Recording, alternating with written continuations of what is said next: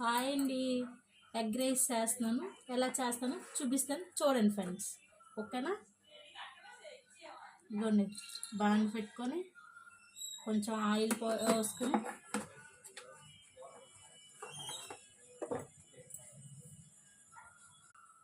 Oil వీటెక్కాక కొంచెం జీలకర్ర, ఇదిగోండి ఉల్లిపాయ, పచ్చిమిరపకాయ,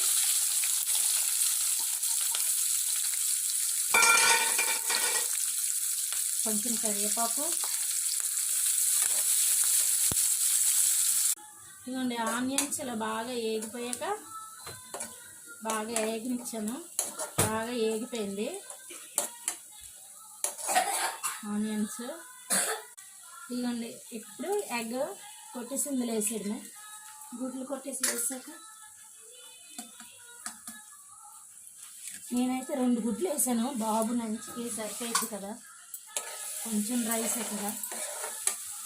ఇలా కలుపుకున్నాక ఇదిగోండి ఎగ్ బాగా ఉడికిపోతుంది. ఎగ్ రైస్కి ఈరోజు కర్రీ ఏం చేయలేదు, లేట్ అయిపోయింది, అందుకే ఎగ్ రైస్ చేసేస్తున్నాను. మరి క్యారేజ్ చేయాలి కదా, మనకంటే టైం ఉంటుంది కానీ వాళ్ళకి టైం ఉండదు. అందుకే ఎగ్ రైస్ చేసేస్తున్నాను. సరిపోయినంత సాల్ట్ వేసుకోవాలి,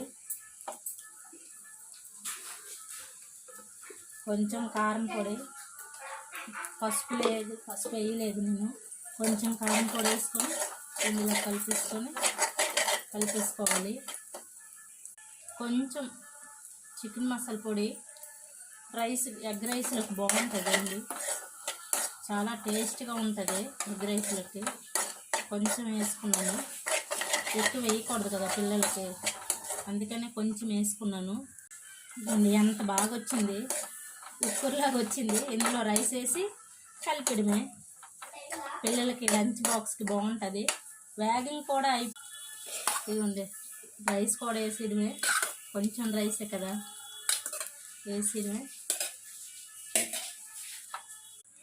ఇలా వేసేసుకొని కలిపేసుకోవడమే. లంచ్ బాక్స్ బాగుంటుంది, పిల్లలు కూడా హ్యాపీగా తినేస్తారు. లాస్ట్లో కొత్తిమీర వేసుకుంటే బాగుంటుంది కానీ మా బాబుకి కొత్తిమీర అంటే పడదు. సర్వ్ చేసేసుకోవడమే, స్టవ్ ఆఫ్ చేసి సర్వ్ చేసుకోవడమే. ఓకేనా ఫ్రెండ్స్? మా వీడియో నచ్చితే లైక్ చేయండి, షేర్ చేయండి, సబ్స్క్రైబ్ చేయండి ఫ్రెండ్స్. ఓకేనా? Bye friends. ఓకేనా?